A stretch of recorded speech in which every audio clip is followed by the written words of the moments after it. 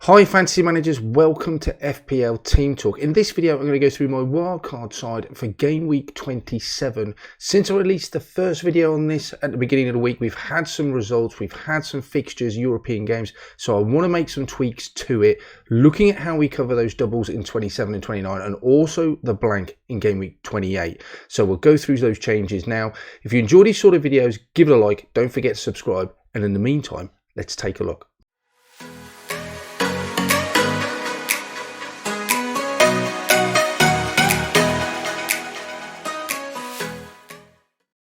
So just have a look at the reasons why you might be wildcarding in game week 27. There's obviously double game weeks in 27 coming up and in 29.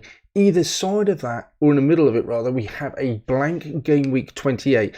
Now, one of the reasons why I've already wildcarded is to try and take advantage of those fixtures in 27 and 29 when we have the likes of Brentford and Brighton both doubling in those weeks. There are more double game weekers in game week 29 as well, which is going to be my ideal time to bench boost. So you can set up for your bench boost, negotiate blank 28 where there are a number of teams that will not play, and annoyingly Brighton, who double in 27, 29, do not play in 28.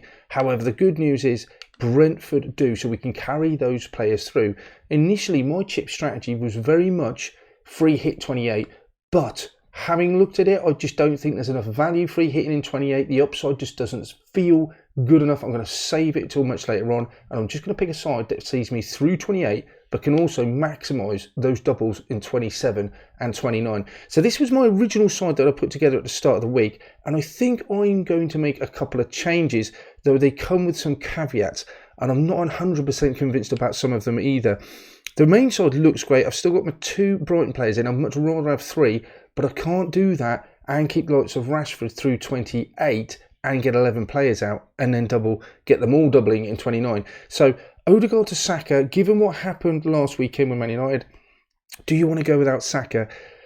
Without Salah rather? That's a difficult one. You've got enough money, just over 100 million, so most of us could afford to get to him, but I think Odegaard to Salah is a possibility. The other one that I'm just a little bit unsure about is the minutes that we'll get from Reece James. He missed last weekend's Premier League game, but he did play in a Champions League.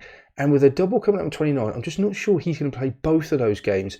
Or does he miss one in 28? I can't afford to not have him in 28 because he's got to be one of those players that plays.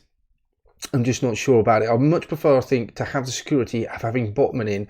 I would go Shah because I've got the money to do it. But if he is slight doubt, then I'm just going to go Botman and the security of it. Shaw does offer a little bit more attacking return. And if I get team news that says that he is fit and available, I think Shaw just comes straight in. So this potentially is the side. Now, I'm still unsure about Salah. And the way it would work out for 27 is that Salah would come in.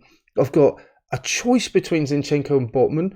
Botman possibly, I think, has got a slightly better chance of keeping a clean sheet at home to Wolves than maybe Arsenal at Fulham, but Arsenal's defence is still really good. But I could go, Zinchenko has that attacking threat, I feel, so I might just go for him.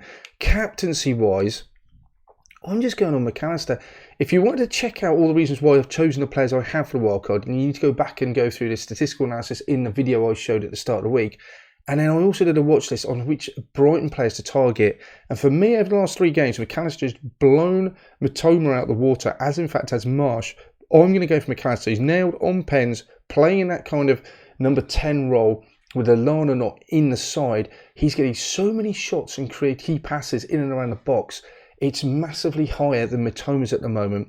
Just need that to convert into points. But if we believe and trust the underlying stats, McAllister's one. I'm even tempted to triple captain him, I have to say, such as his stats are that good.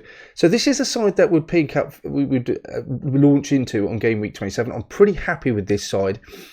28 does cause an issue. Now Salah, because you've got Salah in and no Odegaard, it means you would not have a player in 11 players for 28, but you do have a transfer to make. So you could just bring Odegaard in for that game, for game week 28 if you wish to. I would be captaining Kane possibly against Southampton. Gives you a lot more money again. It just feels like you're burning a transfer. That's my only thing.